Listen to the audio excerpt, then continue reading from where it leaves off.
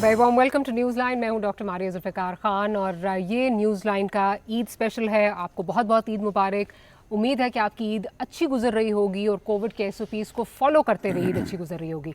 अब जैसे कि आप देख रहे हैं, मैं स्टूडियो में अपने मौजूद नहीं हूँ, एक घर में मौजूद हूँ। घर के जो मालिक हैं उनसे आपकी मुलाकात कराते हैं और आपको बड़ी खुशी होगी। हमारे सबके फेवरेट शेख रशीद अहमद साहब हमारे साथ मौजूद हैं। ईद सर बहुत बहुत मुबारक हो आपको। आई होप आपकी ईद जो है वो अभी तक अच्छी गुजरी है। सर ये बड़ी एक डिफरेंट ईद है क्योंकि ये हमारी आम ईदों जैसी ईद नहीं है। कोविड से हम गुजर रहे हैं, एक बहुत ज़्यादा पैनिक भी है, लोग अपसेट भी हैं और डरे हुए हैं। आपने इस बीमारी का खुद बहुत डट के मुकाबला किया और आपकी जो बातें हैं उससे लोगों को हौसला भी मिलता है, जोश भी मिलता है। क्या कहना चाहेंगे इस वक्त जो लोग आपको देख रहे हैं? देखें, सबसे पहले तो बात करना चाहते हैं कि अपने पड़ोसियों को देखें। 4.25 लाख पे कब्रिस्तान और शमशान घाट एक हो गए हैं और वो जहाँ के मुसलमानों के ख़िलाफ़ एक बहुत बड़ा रिएक्शन था। मस्जिदों तक में ये नहीं देखा जा रहा ये हिंदू हॉस्पिटल में आ रहा है या सिख आ रहा है, या और मस्जिद, मंदिर, गुरुद्वारा सब हॉस्पिटल में तब्दील हो गए। ये उनकी सेकंड वेव है और हमारी भी सेकंड वेव है, लेकिन अल्हम्दुलिल्लाह अभी तक कोई सूरत हाल हमारे बस से बाहर नहीं हुई।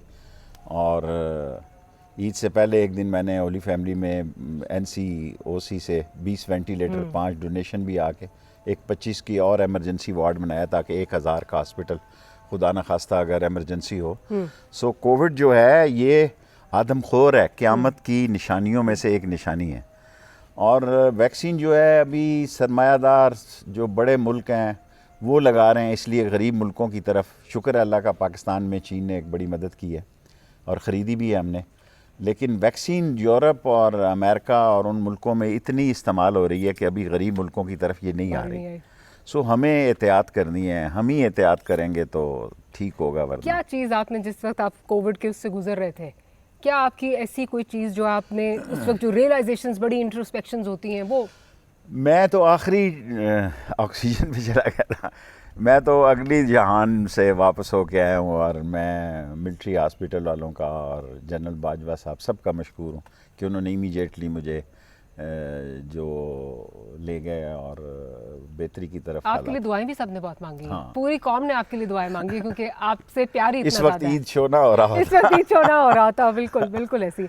सर अब थोड़ा सा ज़रा आपके ईद से कुछ दिन पहले आपका बड़ा इम्पोर्टेंट एक दौरा था, सऊदी आप गए थे वहाँ पे, तो वो अगर उसके बारे में थोड़ा सा कुछ जो देखें, बेहतरी की तरफ ये कॉन्टिनेंट, ये खित्ता जो है, ईरान और सऊदी अरब बेहतरी की तरफ जा रहे हैं। सऊदी अरब और कतर बेहतरी की तरफ जा रहा है। सऊदी अरब और टर्की बेहतरी की तरफ जा रहा है। हम कहाँ जा रहे हैं? हम बेहतरी की तरफ जाएंगे। हम खित्ते में वहाँ बैठे हुए हैं कि हमारे बगैर कोई चीज़ आगे नहीं जा सकती।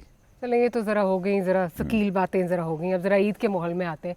आपका अभी हम जब आ रहे थे यहाँ पे तो मेरे प्रोड्यूसर साहब कहते हैं शेख साहब का पोर्टफोलियो बदला है, घर नहीं बदला, घर तो वही है। घर तो वही है, तो बदला क्या है?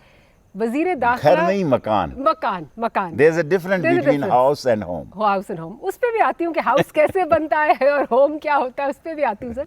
लेकिन ये मुझे बताएं कि बतौर वजीर दाखिला या वजीर रेलवे, कौन सी ज़्यादा मुश्किल थी आपने गुजारी? ऑफ कोर्स वजीर दाखिला जो है बड़ी टेंशन वाली है। 22 अदारे हैं इसके नीचे, सारी FC है, सारी रेंजर्स हैं और गिलगित बल्तिस्तान है, सारा स्काउट्स हैं। एक बड़ा मुल्क का सेंसिटिव हालात हैं और रेलवे में बादशाह वजारत है, कोई शक नहीं है। यहाँ हर वक्त टेंशन रहती है, वहाँ गाड़ी गिरी जाए तो टेंशन होती है, अल्लाह, वरना काम चलता रहता है। सो ये मेरी 15वीं मिनिस्ट्री है अल्हम्दुलिल्लाह। लेकिन 16वीं वैसे होगी नहीं, ईद के दिन क्यों? मैं तो हम तो आपसे दुआ गो है 16वीं भी हो, 17वीं भी हो आगे आपकी। काफ़ी है 15वीं पे ही बात। बस सर 15 पे ब्रेक लगने वाली है। अल्लाह को पता है। अच्छा, मैं वो नहीं हूँ जो इस काम के लिए जस्तजू करूँ ना। मैं खुद कहता हूँ कि मुझे यहाँ भेजा जाए, जहाँ जाए वजीर वजीर होता है, अगर काम करना चाहे तो उसके लिए ये तो कोई बात नहीं। नहीं, लेकिन शेख रशीद वापस अभी पॉलिटिक्स को तो खैर बात नहीं कह रहे ना, खैर बात तो नहीं कह रहे ना पॉलिटिक्स को। हाँ, एक नाला लई मेरे अटका हुआ है यहाँ पे। ठीक है, उसके बाद जो है वो कुछ देखेंगे क्या होता है। सर किसको आज जब निकले नमाज पढ़ के ईद की नमाज के बाद सबसे पहले कॉल किसको की? किसको मैं नहीं सबसे कॉल शल करता, इतनी लोग ही मिलते हैं, इतनी रश है लाल हवेली में। और वही लोग हैं पुराने, कुछ बुज़ुर्ग हो गए हैं, कुछ नौजवान नस्ल भी आना शुरू हो गई है, और कुछ भतीजों शतीजों के भी दोस्त हैं। सो एक दिन लाल हवेली में स्पेशल कॉल किसी को नहीं जाती नहीं, थी? नहीं। ओहो, अच्छा, कोई स्पेशल कॉल नहीं। अच्छा, No. अभी आप कह रहे थे ना हाउस और होम में कोई जो है वो एक हाउस और होम में डिफरेंस होता है, तो हम सोच रहे थे, हम हंस रहे थे जब हम बात अपने प्रोग्राम आपके साथ प्लान कर रहे थे कि इंडिया में सलमान खान की शादी और पाकिस्तान में शेख रशीद की शादी का लेके चर्चा बहुत ज़्यादा होता है। आप किसी शादीशुदा आदमी से अंदर की बात पूछें, देखें वो कितना तंग होगा। हाँ जी, बच्चों ने स्कूल जाना है, बच्चे बड़े हो गए हैं, उनका रिश्ता सही जगह जाना है। एक बड़ी मुश्किल ज़िंदगी है। शादी भी एक बहुत बड़ा अजाब है। खुदकुश फैसला है। तो आप तो खुद कुछ बब्बार वैसे ही है। नहीं, मैं हूँ अपनी ज़ात के लिए, लेकिन बहुत बड़ा काम है ये, कि जो करते हैं उनको सलाम है। तो सर ये शुरू से यही था शुरू कि से यही था, बचपन स्कूल। से यही था कि नहीं? जो काम सब लोग करते हैं उसको करने में क्या रखा है। अच्छा, तो you wanted to be different. I want to, otherwise मेरी सोचें, मैं एक आम गरीब घर से बड़ा बला मसाइल से अपने आप को, अब तो नहीं हूँ उन मसाइल में, ना गुर्बत में हूँ, लेकिन लाइफ बड़ी टफ गुजारी है। 6-7 साल ज़िंदगी के जेल में गुजार दिए। बच्चों की जेल के मॉनिटर थे आप? मैं मुझे याद स्कूल है। पढ़ाया हाँ, करता था। ठीक है। मैं टीचर था। मेरी ज़िंदगी का ये मिशन था कि या मैं सियासतदान बनूंगा। शुरू से मेरी ज़िंदगी, लोग कहते हैं ना मैं डॉक्टर बनूंगा, मैंने वो सब्जेक्ट ही नहीं रखे, डॉक्टर इंजीनियर बनने वाले और ये, या टीचर बनने वाले सब्जेक्ट थे मेरे। लीडर बनना। हाँ, लीडर बनना चाहिए। हाँ, तो मॉनिटर और बच्चों की जेल में भी ये शेख साहब बहुत दफ़ा जिक्र सुना चुके हैं कि आपको जेलर, आपने कहा आप बहुत प्यारे से क्यूट से बच्चे थे, तो उसको आप पे तरस आ गया, उसने कहा कि ये वैसे भी लगता है इसमें लीडरशिप क्वालिटीज़ है, तो इसको मॉनिटर बना दो। वो ज़रा सुनाइए आप जो किस्सा सुनाते हैं। नहीं, वो गया ना, बच्चे वहाँ बहुत ज़बरदस्त ड्रिल करते हैं हरीपुर में। 1 साल फौजी अदालत ने मुझे कैद कर दी। कोड़े भी थे, कोड़े मुझे चौधरी ज़ौलाई ने माफ़ करवा दिए। ख्वाजा आसफ़ के वालिद ख्वाजा सफदर दोनों गए और मेरे कोड़े माफ़ हो गए। और फिर मैंने 1 साल कैद, 7.5-8 महीने। मैं टीचर था, काफ़ी माफ़ी मिलती थी। तो सो बचपन की जेल जो है, फिर मैं बाहर आया, फिर पॉलीटेक्निक से मैं सज़ा याफ्ता हो गया, फिर मैंने गार्डन कॉलेज में दाखिला लिया। लेकिन काम मैंने वही किया गार्डन कॉलेज में भी, सेक्रेटरी, नायब सदर, जो मेरी सियासत वाला। तो घर से नहीं डांट पड़ती थी, ये क्या सारा वक्त को पढ़ाई नहीं करता, और स्पेशली आप जिस तरह कह रहे हैं? मेरे वालिदैन अनपढ़ थे, उनको पता ही नहीं था कौन सी क्लास में है। और बहन भाई? बहन भाइयों को तो मैं चुस्कने नहीं देता था किसी। आप सबसे बड़े हैं? नहीं, दरमियाना था, मंझला था। 2 बड़े थे, 2 छोटे थे, लेकिन बड़े भी मेरे आगे नहीं बोल सकते थे। अच्छा, मैं घर में भी मॉनिटर था, सिर्फ एक माँ के साथ था, बाकी मैं किसी की कोई परवाह नहीं। अम्मा जी जो, हाँ, उसके साथ मेरी बड़ी फिटिंग थी। बड़ी अच्छी, वो पर्दे में मैं तो डालती जब थी। बच्चा था, तो उसके बाद भी मेरे बहन भाई हुए, तो मेरी माँ मुझे अफीम दे के सुलाती थी, क्योंकि किसी को मैं सोने नहीं देता था अपनी माँ के साथ। मैं मारता था उसको कि भाई, अच्छा। मुझे पता लगे कि मेरी माँ के साथ कोई और बच्चा तो है। अफीम दे के सुलाती थी? अफीम दे के सुलाती। हाँ, अफीम देती थी रात को कि ये सो जाए, ताकि। हाँ, तो आपने अम्मा जी को तंग काफ़ी किया है, मतलब कभी जेल में जा रहे हैं, कभी बाहर आ रहे हैं, माँ कभी को कुछ। दर्द तो होता है ना। हाँ। माँ ने अच्छा टाइम नहीं देखा और वही टाइम देखे, लेकिन मैं मेंबर बन गया था 80s में। उस वक्त वो हयात लेकिन थी? मैं माँ को कहता था कि मैं कब मेरी उम्र होगी, मैंने काउंसलर बनना था। तो सर एक चीज़, जैसे आपने कहा कि हालात डिफ़िकल्ट थे, you live through a difficult childhood, आपके उस वक्त जब आप ये अम्मी अबू से कहते थे, तो वो क्या सोचते थे कि इसके ख्वाब बहुत बड़े हैं, या इनकरेज करते थे आपको? कोई इनकरेज नहीं करता था, माँ बेचारी बचा लेती थी, कोई ऐसा मसला शसला होता था तो इनकरेज क्या, सब शेख थे, दुकानदार बेचारे सारे। अब भी देखें ना, एक भतीजा MNA है, बाकी तो सब दुकानों पे ही जाते हैं। सुबह पल्ला रख के कंधे पे और दुकान खोलते हैं, शाम को दुकानें बंद करके वापस आते हैं। सो आप ये कहें, ये खोखा या टक शाप, ये लाल हवेली जिसको इतनी अल्लाह ने इज़्ज़त दी, 15 दफ़ा इसमें झंडा लहराया, इसके नीचे मैं किताबें बेचता था। इसके नीचे आप किताबें बेचते थे? ये आपका मोहल्ला था और यहाँ पे आप किताबें बेचते थे? ओके। बचपन में मैं नहीं चाहता था कि भाई किसी के आगे ये, उस वक्त इसी बिल्डिंग के नीचे में किताबें, इसीलिए मेरे बहुत सारे लोग मुखालिफ हैं। इत्थे पानी भरदा सी, ਇੱਥੇ ਕਿਤਾਬਾਂ ਵੇਚਦਾ ਸੀ But you're proud of your roots. ऐस रेडी थे बाज़ दुकानदार ऐसे भी होते थे ना, मैं छोटा भी था ना तो दुकान छोड़ के चले जाते थे कि उनका कोई काम पड़ा, मुझे मोहल्ले में बाबू कहते हैं, अच्छा, कहता बाबू देखी यार, वो कहता था मैं अभी आया 10 मिनट में, वो 2-2 घंटे नहीं आते थे, 3-3 घंटे नहीं आते थे। तो सर सारा आपने जिसको कहते हैं कि nothing came मेरे easy साथ to कोई you. नाम नहीं था अल्लाह के नाम के अलावा। और nothing came easy, ये नहीं था प्लेटर में रख के किसी ने कुछ दिया आपको। स्ट्रगल किया आपने, सब चीज़ों के लिए जो है स्ट्रगल की। स्ट्रगल की, काउंसलर से लेके मिनिस्टरशिप तक। और मैंने जो नई किताब लिखी बहुत बिकी, थैंक यू वेरी मच, बड़े पैसे मिले, अब तो मैं सोच रहा हूँ एक और लिखूँ। मुझे पता नहीं था किताब में इतने पैसे हैं। अब मैंने लिखी जो लाल हवेली से अक़वाम मुत्तहिदा को 4 एडिशन छप गए, 5वां आने वाला है। सो आजकल कंप्यूटर के दौर में किताब कौमी लोग पढ़ते हैं, लेकिन लोगों ने आपकी तो पढ़ी। बहुत बिकी है।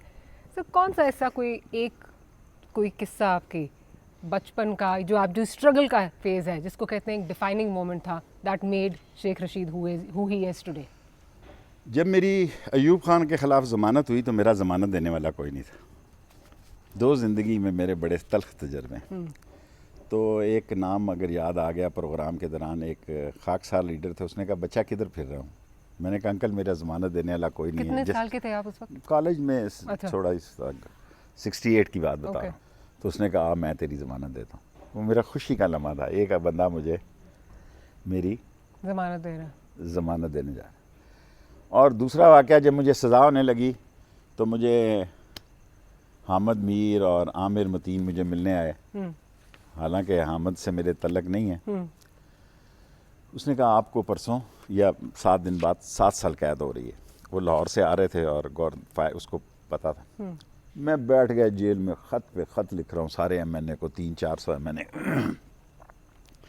कि ये लोग आए हैं मुझे मिलने। उन्होंने मुझे कहा कि मुझे 7 साल कैद हो रही है, तो आप मुझे रुखसती मेरी कर दे आए। तो जब मुझे 7 साल कैद हुई, मैंने पीछे मुड़ के देखा, कोई MNA नहीं था। बाकी ज़िंदगी में एक जलसा मैंने भुट्टो का जिससे मुझे अरूज मिला, वो बांग्लादेश नामंजूर में मैंने उसको कहा मैं जलसा नहीं करने दूंगा। मेरी इतनी औकात नहीं थी कि Bhutto was a prime minister and president. So उन्होंने मेरे घर शहर वालों को भी बंद कर दिया। But he was very fond of you as well at one point. He was fond of you as well. Yes. लेकिन मैंने कहा कि भाई मैं इसको नहीं करने दूंगा जलसा। सो मैं अकेला एक गेट से दाखिल हुआ और सारा जलसा, ऊपर से उन्होंने फायर शेयर खोल दिया, कुछ लोग भी ज़ख्मी हो गए। सामने मेरा कॉलेज था और मैं जान बचा के तो सारा जलसा तेज नेस करके उस दिन इंटरनेशनली BBC, CNN हर बंदे ने कहा कि वन मैन आर्मी। सर ये आपकी बातों से एक तो चीज़ क्लियर हो गई कि सियासत इज़ योर फर्स्ट लव। सियासत, बट इज सियासत your only love? Yes, that's my only love. No love and cigar also. सियासत and cigar, nothing in between, कुछ और नहीं? उम्र के इस हिस्से में पैसा आ गया मेरे पास, लेकिन उसका क्या फ़ायदा, मैं क्या खर्च करूँगा। सो आई वांट टू कि ये मेरा लाल हवेली हो जाए तो मैं बाइज़्ज़त इस काम को छोड़ दूँ और मैं सोशल लोगों को, स्कूलों को देखूँ और अस्पतालों को देखूँ। 15 मिनिस्ट्रियाँ कोई थोड़ी नहीं होती। No lady, never, no lady. Sheikh साहब सही कभी कोई नो लेडी, कोई सोचता ही नहीं है इस मसले। ये देख रही है आपकी लेडी।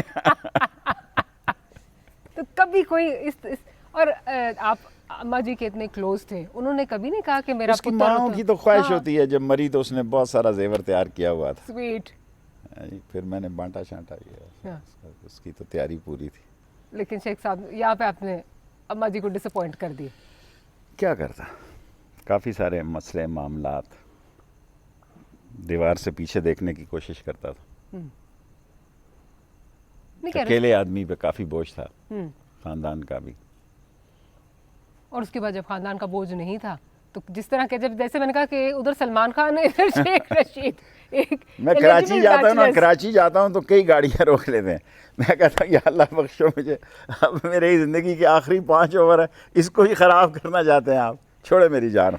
गाड़ियाँ रोक लेती हैं ख़वातीन कराची में। देख ले शेख साहब, अभी भी डिमांड बहुत ज़्यादा है, अभी भी डिमांड बहुत ज़्यादा है, लेकिन आपने इस पर सोच लिया कि नहीं, पहला और आखिरी लाभ मेरा सियासत है और इससे आगे जो है वो नहीं चलना।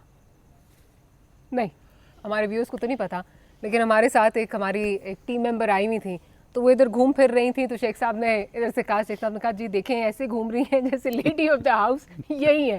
तो मैं उससे पूछना चाह रही थी, लेडी ऑफ द हाउस की कभी कमी महसूस होती है घर में, या ये डेकोर लॉन है? ओहो, ये शेख रशीद साहब ने किया या मैंने ये खुद किया? खुद किया। मुझे Aesthetics दरख्त का बहुत और शौक है। पहाड़ बहुत पसंद है। और अंदर जो घर का मैंने डेकोर लाखों दरख्त लगाए हैं अपने हाउस, फ्रीडम हाउस पे, अपने फार्म हाउस पे, और एक एक दरख्त 40 साल तक मैं दरख्त लगाता रहा हूँ। सुबह वहाँ पे वैसे एक होना चाहिए शो, आप हमें वहाँ पे भी लेके जाएंगे किसी दिन। जाएंगे इंशाल्लाह। वहाँ मैंने एक गार बनाई जिसमें कश्मीरियों की, लेकिन सारे दरख्त जो हैं वो मैंने एक दिन में 50 लगाऊं, 30 लगाऊं, लेबर भी लगाता था, 100 भी, 200 भी लगाता था। हालांकि पानी नहीं था वहाँ पे, बाद में पानी मैंने स्टॉक किया। लेकिन दरख्त ख़ास तौर पे मुझे चिनार और मलबरी, शतूत छोटा बहुत पसंद है। और घर का डेकोर कौन करता है? वो मैं भी खुद बहुत बड़ा खुद करते डिज़ाइनर। हैं। जो मैंने केव बनाई तो हाँ। पाकिस्तान के जो चोटी के डिज़ाइनर हैं उनको मैंने बुलाया, तो एक बहुत बड़ा डिज़ाइनर, उसने कहा हमारी कंपनी में काम करोगे? मैंने कहा तुझे लाया कि इसको डिज़ाइन कर कुछ। तो फिर इधर गोल्फ सिटी में जो मेरा घर है, तो मैंने उसको डिज़ाइन किया। जो लोग आए डिज़ाइनर मैंने बनाया, ऐसे ही बेंच शंच बनाने वाले थे, कोई नया आइडिया नहीं था उनके पास। एक्चुअली मैं जवानी में टूरिस्ट था, ये मेरी मौका ज़िंदगी मिला। का मिशन था। 2 मिशन थे। जब मैंने उलमा से ये सुना कि भाई जो काबे के ऊपर न सजदा दे दे तो उस पर काबे के अंदर से सीढ़ी जाती है, सो मैंने बड़ा प्लान करके, मुशर्रफ बेचारा सादे आदमी था, उसको क्या पता था, मैंने ऐसा प्लान किया क्या गवर्नर प्लान को। किया? अभी आया ही था मैं सऊदी अरब से, तो मुझे पता लगा ये होने लगा। मैंने जनरल हामिद साहब को कहा, वो भी मेरे महल्लेदार थे, उनके वालिद मेरे चेयरमैन थे, अशरफ सैंडो साहब खाकसार थे, उनका बेटा हालांकि लेफ्टिनेंट जनरल भी था, तो वो बेलचा ही तेज़ करते थे सुबह महल्ले में। सो हमारा महल्ले की लाइफ थी। मैंने उसको कहा जनरल साहब मैंने जाना है। उसने कहा अभी तो तू आया है। मैं कहा जी मैंने जाना है, बस मेरा एक मिशन है ये वो। बहरहाल मैंने उनसे घर से भी प्रेशर डलवा दिए थोड़ा। डलवा दिया। उन्होंने कहा शेख साहब अब आप घर के वालिदैन तक पहुंच गए। तो मैं गया तो काबे के अंदर ही था। मैंने मुशर्रफ को कहा ये दरवाज़ा खुलवाना है, काबे के अंदर से जो जाता है। उसने कहा कैसे खुलवाएगा? मैंने कहा जी मुझे चार्ज दे दें आप। उसने कहा गो एट शेखू। मैंने काबे का दरवाज़ा खोला, सामने खड़ा था गवर्नर। मैंने कहा गवर्नर साहब president want to open this door.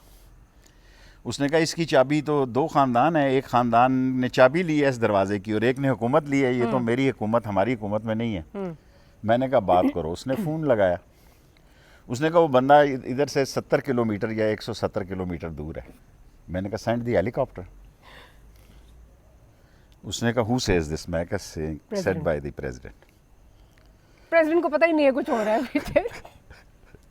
मैं ये काबे के दरवाजे से उसके साथ बातें कर रहा हूँ, ये सारे अंदर लगे हुए हैं। इतना लंबी इबादत कर करके भी बंदा थक ही जाता है कि इतनी देर हो गई है। तो उसने कहा ओके। थोड़ी देर बाद, मैंने ज़िंदगी में इतना खूबसूरत आदमी नहीं देखा, toll handsome brownish hairs and उसके Tall, साथ dark and handsome. उसके साथ चाबियाँ लटक रही थी। आया, उसने कहा you will be the first Pakistanis. मैं कहा गुड। उसने कहा लेकिन हुजूर के ज़माने से ये सीढ़ियाँ कमज़ोर हैं, अच्छा। ये लकड़ी की सीढ़ियाँ, और इसका हालत जो है 14, 15, 1600 साल से। So only 4 people can go अर। मैं कहा लो जी 4 तो इधर जर्नैल ही हैं, मेरा नंबर नहीं आएगा। लेकिन मुशर्रफ बड़ा आदमी था। उसने कहा शेखू यू फर्स्ट। अच्छा। फिर गए ऊपर और ज़िंदगी का जो एक ख्वाब था वो अल्लाह ने, वो क्या फीलिंग थी शेख साहब? बिकॉज आई मीन ये course. जिसको जिसको सारी दुनिया, हाँ।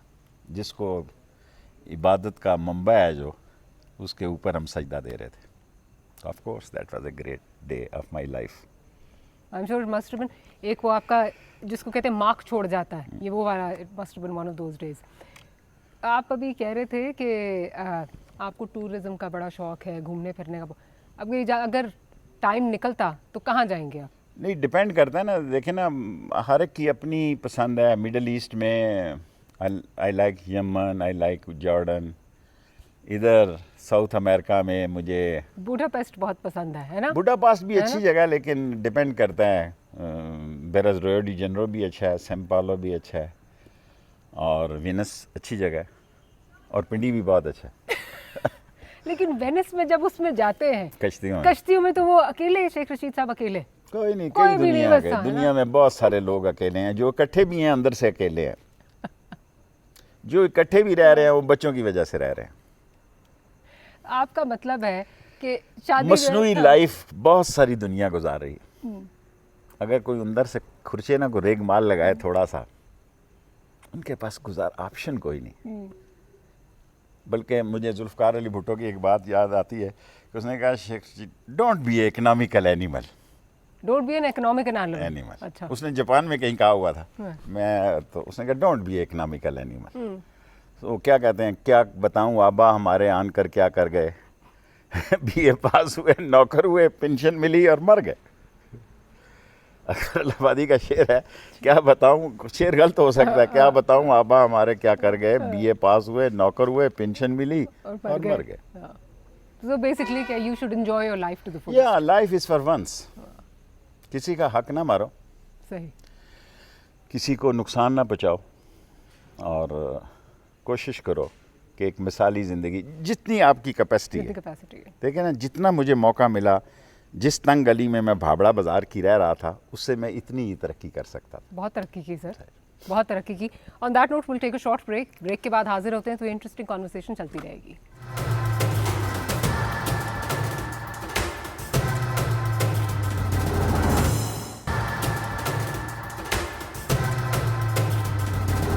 Welcome back after the break in conversation Sheikh Rashid Ahmed साहब। और शेख साहब, एक चीज़ ना हमारे मेकअप रूम में बड़ी डिस्कस होती है कि शेख साहब की चीक्स इतनी रोजी कैसे हैं। ये अल्लाह ने की देन अल्लाह है, नहीं किया, मैं तो कभी कुछ भी नहीं। नहीं कुछ भी नहीं। क्या है, मुंह धोता हूं जेनेटिक्स। सुबह। मैं तो वक्त का एक सेकंड भी ज़ाया नहीं करना चाहता। अभी आपके स्टाफ को बता रहा था, मैं तसव्वुर नहीं कर सकता कि मेरा वॉशरूम में भी 1 मिनट ज़्यादा लगे। I can't afford this. मैंने अपने नहाने वाले उस शॉवर पे भी घड़ी लगा के रखी। उस पे स्टॉप वॉच लगी हुई है। और ये क्या आपको लगता है कि टाइम मैंने क्या करना है जो इतना ज़्यादा टाइम की फॉर पाबंदी? एग्जांपल मैं अब तो गोली खा के सोता हूँ, नींद नहीं आती। और जब से मैंने होश संभाला, सुबह 6:45 6:45 पे नाश्ता करता हूँ, 7 बजे ख़त्म कर देता हूँ, 6:30 बजे डिनर करता हूँ या 7 बजे। और वैसे ही फजूल बकवास होटलों पे नहीं जाता, और बस अपना सिगार लेता हूँ, अपने बेड में चला जाता हूँ। तो इस सिगार का कमाल तो देखिए, नहीं एक है। सिगार का भी कमाया। अब ये लोग सारे कहते हैं जी मुझे, जहाँ जी कि किसी की कामयाबी के पीछे औरत का बड़ा घिसा पिटा जुमला है ये। औरत सिलेक्ट ही एक कामयाब आदमी को करना चाहती है। सर ये ना कहें आप, ये तो ना कहें आप, ये मैं अब इसकी इजाज़त नहीं दूंगी कि औरत कामयाब आदमी को सेलेक्ट करना चाहती है। देखें, उसको ना लगे तो ना लगे, उसकी सोचों में, क्योंकि वो बेचारी होती मसाइल ज़्यादा है। अभी आपने डिप्लोमेटिकली खेल दिया कि औरत को भी जो है वो कर दिया कि वो मसाइल ज़्यादा होती है, इसलिए मसाइल ज़्यादा बेचारी, बच्चों का ख्याल, घर का। देखे ना, हमने जो बचपन गुजारा है, हमारी माओं की तो आया ही नहीं थी ना। इतने इतने बच्चे थे, 11-12 बहन भाई थे, तो वो खाना भी पकाना है, स्कूल भी भेजना है। बेशक वो अनपढ़ थी, सादा थी। सारी ज़िंदगी में कोशिश करता रहा मेरी माँ वो दड़बे वाला बुरका छोड़ दे। उसने कहा उम्र इतनी ज़्यादा हो गई है, अब नहीं शर्म छोड़ आती सकता। है। हाँ, मेरी इतनी ख्वाहिश थी कि ये बुरका जो है ना, बुढ़ापे में उसको नज़र नहीं आता था। शटल कॉक जब बोस्की का वो उसने जो वो मैंने संभाल के रखा हुआ है, और मेरी ख्वाहिश है कि मैं उसमें दफनाया जाऊँ। जी साहब, आपका एक जिस तरह इम्पैक्ट आप बात कर रहे हैं, आपकी वालदा का आपकी ज़िंदगी पे बहुत इम्पैक्ट था। और कोई ऐसा दोस्त, कोई ऐसा बंदा जिसका आपका बचपन मैंने से एक अपने impact- दोस्त और दुश्मन नहीं बदले ज़्यादा, लंबे चौड़े नहीं। मजबूरी के तहत मुझे टर्न लेना पड़ा तो अलग बात है। और अभी लोग इतनी सारी बातें करते हैं, भाई इमरान खान के साथ आए हैं, इसके साथ जाएंगे। 5 साल रहे, 10 साल रहे, 5 दिन रहे, ये अल्लाह को पता है। और जब मैंने नवाज शरीफ को छोड़ा भी तो उसने मुझे टिकट नहीं दिया। मैं नहीं, देखे ना, मैं तो वाहिद कैंडिडेट हूँ जो हर दफ़ा नए निशान पे लड़ता रहा। कितना अब तो अपना है काफ़ी देर से। कलम दवात पे लड़ रहा। कलम दवात पे काफ़ी देर से लड़ रहे हैं। हाँ। सो ये कहना कि भाई इंसान जो है ये मुख्तलिफ बातें सोचते रहते हैं, ये है वो है फलां है, स्ट्रगल करनी चाहिए इंसान को। फ़ोन पे और बेड पे ज़्यादा टाइम नहीं ज़ाया करना चाहिए। चलते फिरते रहना चाहिए। जो भी है, जो उसकी लाइफ स्टाइल है। मैंने ये इंतखाब किया लाइफ, अल्लाह ने मुझे कामयाबी दी। बचपन से यही सोचा। मैंने आपको बता रहा था कि भाई मैं अपनी माँ को कह रहा था मेरी उम्र ही नहीं हो रही, मैं इलेक्शन लड़ना सी महल था, तो मैं देखता था 6 नवंबर कितने साल हो गए, तो मैंने बहुत इंतज़ार किया उम्र को पाने के लिए कि कब मैं एलिजिबल होऊंगा इलेक्शन लड़ने का। तो मैंने एक दिन वैसे ही माँ को कहा, तो मुझे नहीं पता था मेरा बाप सुन रहा है। मैंने कहा काश जब पाकिस्तान बनता ना तो मैं जवान होता, मैं जवान होता, मैं पाकिस्तान की आज़ादी में हिस्सा लेता। तो मेरा बाप कहीं सुन रहा था साइड पे, कहता मुझे यकीन है तू कांग्रेस में होता, मुस्लिम लीग में ना होता। मैंने कहा देखो अव्वल तो ये बोलते हैं, अगर बोला भी है तो क्या बात। तो मेरे खिलाफ ही बोल रहे हैं वैसे कांग्रेस में। सर कौन सा ऐसा आपका कोई सियासी मुखालिफ जिसका नाम सुन के जो है वो गुस्सा आ जाता है? बाज़ लोगों का मुझे दुख है जो सियासत में अच्छे लोग थे, कौम ने उनको रह गए, मेरे साथ बहुत सारे लोग चले, लेकिन कामयाबी अल्लाह ने मुझे ही दी। शायद पाकिस्तान में ऐसा कोई पॉलिटिकल सियासतदान ना हो या वर्कर ना हो जिसने अपना खोखा खुद ही लगाया और सुपरमार्केट भी अल्लाह ने उसकी बनाई हो। मैं सब मैंने इसकी तरफ देखता हूँ, कोई बाप के नाम पे, कोई चचा, कोई दादा के नाम पे। ये कहना कि भाई मैं as a political worker councillor से शुरू हुआ, और कभी आपको, क्योंकि जिस तरह ठीक है एक आपने अपने लिए, आपने खुद ये जगह अपने लिए बनाई, पर बंदा कहता है मेरी एक लेगेसी भी होनी चाहिए, कोई लेके चले। बातें ना जो इंटरव्यू को खराब कर दी। मैं मुतमिन हूँ अपनी लाइफ से, शुक्र है अल्लाह तेरा। ये कटवा दीजिएगा।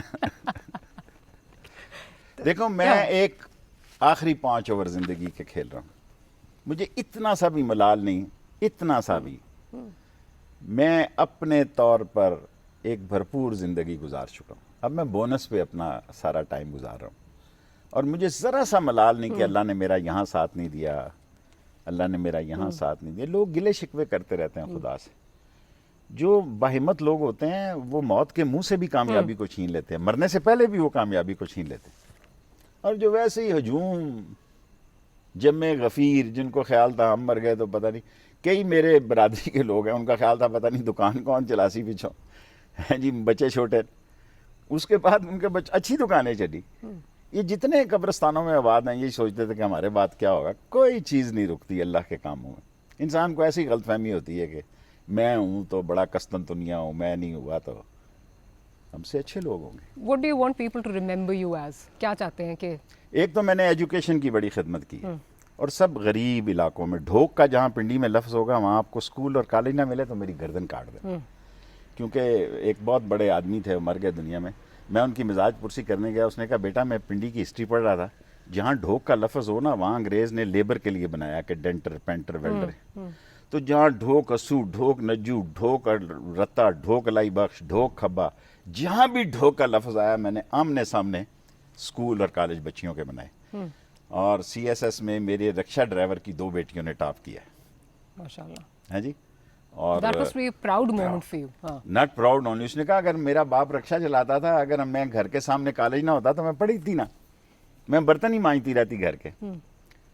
सो आई एम प्राउड के हम 37वें नंबर से 27वें नंबर पाए, फिर हमने जंप मारा।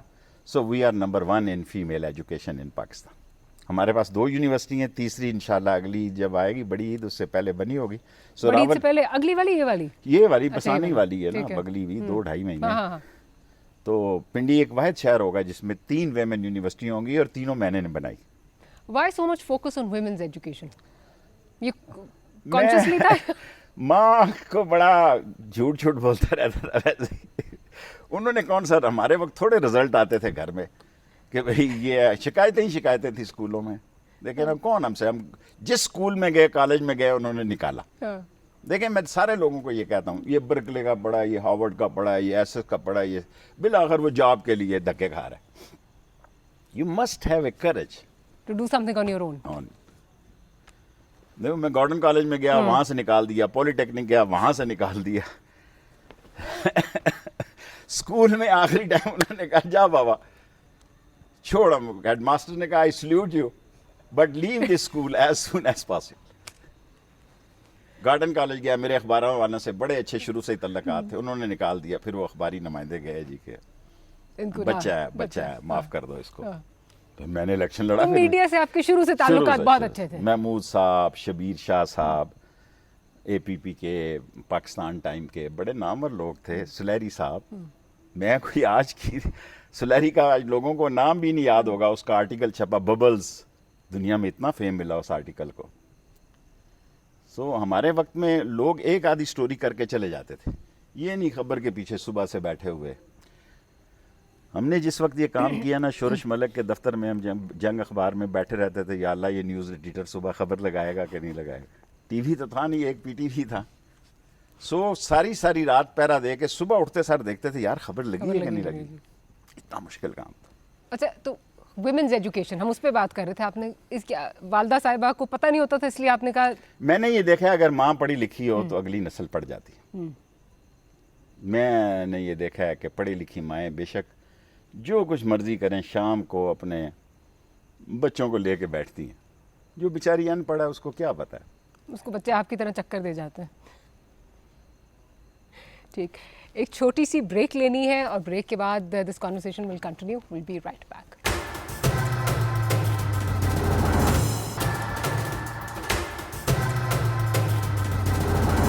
Welcome back after the break in conversation with Sheikh Rashid Ahmed साहब। शेख साहब, अभी आपके कॉलेज की बातें हो रही थी। कौन सी सियासत में ज़्यादा मज़ा है, कॉलेज की सियासत में या झंडे वाली गाड़ी की सियासत में? कॉलेज में मैं बड़ा फेमस था। फेमस तो आप अभी भी हैं। हाँ, लेकिन कॉलेज में मेरा कोई मुकाबला नहीं था। मेरा मतलब है ऑल इन ऑल मेरा सारे पंजाब में कंट्रोल था कॉलेजेस की। और मेरे मुखालिफ भी अच्छे थे, परवेज़ रशीद से इलेक्शन में। और आपको ये भी एक दिलचस्प लतीफ़ा सुना, परवेज़ रशीद रहता भी मेरे मोहल्ले में था। अच्छा। तो साइकिल थी, डिग डग डग मारी तो मैं उसके घर चला गया, 7 वाली गली में, लाल हवेली के पीछे से जाओ तो अगले पुराने किले चौक के साथ काला शू वाले ये थे। मैंने कहा अम्मा, बाबू मुझे कहता, कभी बाबू किधर है? मैं कहा दुआ कर ना माँ, मेरा इलेक्शन है। उसका जवाब उधर तू जिससे आपकी वालदा नहीं, उनकी वालदा ने। अच्छा, ठीक है। मैं उसके घर चला गया। ठीक है। मैं कहा अम्मा दुआ कर, सुबह कल मेरा इलेक्शन है। उसका जवाब उतर जिससे जीत गए आप। मैं जीत गया। तो वो घर आया, उसने माँ को कहा क्या बना? उसने कहा जिसलिए दुआ की थी सी जीत गई, मेरे लिए दुआ नहीं की। सर, अभी की जो सियासत पे अगर बात कर रहे हैं, ये सियासत मुश्किल है या ऑपोजिशन की सियासत मुश्किल है? डिलीवर करना मुश्किल जॉब है। लेकिन वो फिर मुझे आपकी वो याद आ रही है, वन मैन आर्मी। अभी भी वही हाल है, अभी भी आपका वही हाल है। क्योंकि आपका जितना आपका प्रेजेंस होती है टेलीविज़न पे, शुरू में जब आप गवर्नमेंट में आए तो थोड़ी ज़रा कम हो गई, लेकिन आपका लेज़ोन उसी तरह है जिस तरह ऑपोजिशन में था। अब मैं क्या करूं कि लोगों को नाराज़ नहीं कर सकता। मेरे खिलाफ जो प्रोग्राम होते हैं उसकी बड़ी वजह यह है कि मैं ज़्यादा टाइम नहीं दे सकता। मैं तकरीबन हर रोज़ प्रोग्राम करता हूं। औसतन अगर आप देखा जाए, अगर 2-3 करता हूं तो 365 दिन जो आदमी साल में प्रोग्राम करता हो, बच्चे कई दफ़ा कहते हैं अम्मा वो आ गई। घर में कई लोग हमारे मोहल्लों में कहते अम्मा शेखा आ गई। 2023 आप क्या देखते हैं? आपको उम्मीद नज़र आती है या आपके खदशात हैं कुछ? क्या देखते हैं आप? देखें, पाकिस्तान की सियासत में अब मैं कुछ कहूँगा ना तो मैं वज़ीर हूँ इमरान खान का। He is trying his best. इंसान के कब्ज़े में, इंसान में जितनी सलाहियतें हैं, किसी भी वज़ीर से वो दुगना काम करता है। मैं नहीं ऐसे कर सकता कि मैं लाहौर भी जाऊँ या फैसलाबाद जाऊँ, आके 14 मीटिंगें करूँ। नहीं, मैं नहीं कर सकता। So he is doing this. He is fit physically, mentally and with his capacity. और एक दुनिया में नाम है वो, और वो इंशाअल्लाह ताला इस मुल्क को मसाइल से निकालेगा। तो आपको 2023 लगता है कि आप उसको अंडर एस्टिमेट ना करें। उसको पता है कि भाई ये मेरा डिलीवरी टाइम है। He is trying his best. Information ministry miss करते हैं वैसे आप? नहीं, बिल्कुल नहीं करता। बहुत मुश्किल जॉब है, बहुत मुश्किल जॉब है। देखें ना, ये साइंस के दौर की इंफॉर्मेशन मिनिस्ट्री होगी। हमारे वक्त में लिहाज मिन्नत वाली, तरले वाली, है जी, फ़ोन कर दो तो उसका एहतराम था। अब तो कोई एहतराम की आप बात कर रहे हैं तो हमारे जो सीनियर हैं, हमारे जो बॉस हैं अख्तर साहब, उनका आपसे बड़ा एहतराम का रिश्ता आपके साथ बहुत हुआ है। वो भी और उनके भाई भी। बिल्कुल बिल्कुल। और पीटीवी में भी काफ़ी आपका उनके साथ लिएज़ॉन रहा है। तो उनकी तरफ से एक स्पेशल फरमाइश है। उन्होंने कहा था शेख रशीद साहब से ये ज़रूर पूछना कि अगर वो कुछ गुनगुना के जो है वो तुम्हें सुना। ये नहीं, ऐसे ही लोगों को बच्चे डर जाएं, क्या फ़ायदा। तो सर कोई गाने का कोई शौक नहीं, जो सुनने का काम भी शौक मुझे नहीं है? आता नहीं है। हाँ, सुनने का भी शौक नहीं है। नहीं सुन लेता हूँ कोई हाँ। मुकेश को कभी सुन लेता हूँ, कभी कभी कोई ऐसा, इतना कौन वक्त सा नहीं फेवरेट गाना है आपका? है। ये भी अब मुझे याद नहीं है कौन सा फेवरेट गाना, तो ये कोई नहीं कि मैं- मूवी, कोई मूवी, कोई फेवरेट, जब टाइम मिलता है क्या मुकद्दर देखते का हैं? सिकंदर मेरी फेवरेट मूवी हाँ, उसका कोई डायलॉग? थी। डायलॉग तो नहीं मुझे याद। और स्नोफॉल मैंने इंग्लिश में, अच्छा, सनफ्लावर, हाँ। Good movie. लोग कहते हैं शेख रशीद साहब से पूछिएगा कि मौला जाट उनको पसंद है कि नहीं, क्योंकि उनकी पर्सनालिटी जो है उसे तशबीह दी जाती है हमेशा। मौला जट मेरे दौर में बार बार लगती थी मेरे पास। उस वक्त इन्फॉर्मेशन के साथ टूरिज्म, कल्चर, स्पोर्ट्स हाँ। और यूथ भी होती हाँ। थी। इन्फॉर्मेशन मिनिस्ट्री में 5 मिनिस्ट्रियाँ होती थी जब मैं इन्फॉर्मेशन मिनिस्टर था उस वक्त। बादशाह थी। हाँ 5 मिनिस्ट्रियाँ थी। तो मैं उनको बुला के कहता था, मैं वो क्या बकवास है रोज़ तुम मौला जट लगाते हो। वो कहते शेख साहब सिलमे का खर्चा पूरा कर दिए, लोगों को पसंद है कि पसंद ग्रेनेड है। थाने पे गिरे, हाँ, लोगों को पसंद है कि पुलिस आगे दुड़क लगा रही है और पीछे मौला जट गंडासा लेके चल रहा हो। सो हमारा जो ज़हनी सोच है तो वायलेंट है। वो वायलेंट है। चलिए सर, बिल्कुल प्रोग्राम का वक्त ख़त्म हो रहा है। एंड में अगेन बिकॉज डिफ़िकल्ट टाइम है, Very कोविड difficult. की ईद है, आप अगर आवाम को कोई मैसेज देना लेकिन जी मैं तो मिन्नत करता हूँ कौम से, हम इतने ज़्यादा इकनॉमिकल क्राइसिस में हैं, इंटरनेशनली हम पे इतना प्रेशर है, हम नामूस रसालत पर भी किसी कीमत पे समझौता नहीं करेंगे, ख़त्म नबूवत पर भी दुनिया इधर की उधर हो जाए नहीं करेंगे।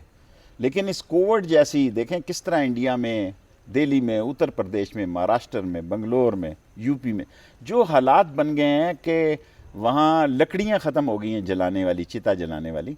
सो हमें खुद एहतियात करनी, इस मुल्क को आगे ले जाने के लिए, बचाने के लिए, कोविड को शिकस्त देनी है इंशाअल्लाह ताला अल्लाह की मदद से। क्योंकि ये सेकंड लेयर है और ये सेकंड लेयर के बाद मुमकिन है, इंडिया में कहते हैं 20-25 दिन बाद थर्ड भी आ रही है। अगर हमने इस सेकंड को इस 8-10 दिन में, ईद के जो 2 हफ्ते हैं, उसको मजबूती से हमने इस पर अमल किया तो इंशाअल्लाह इसको भी शिकस्त और होगी। जो वैक्सीन के हवाले से मिसकंसेप्शन है, क्योंकि अगेन आपका मैंने एक, वैक्सीन भी लगवाई है, ये ऐसी बातें हैं, वैक्सीन लगवानी चाहिए जिसकी उम्र है और साइंस के साथ चलना चाहिए। और वैक्सीन जिसकी आ गई है डेट वो वैक्सीन लगवाए। वैक्सीन एक हल है बहुत बड़ा, और एहतियात करें, एहतियात लाजम। एहतियात करें, एहतियात लाजिम है। On that note Sheikh Rashid साहब, Thank you. आज बड़े इंटरव्यूज मैंने आपके साथ किए लेकिन ये सबसे मज़ेदार इंटरव्यू था। I'm thank happy. You very much for your time. Will see you tomorrow. Good night and अल्लाह हाफिज़।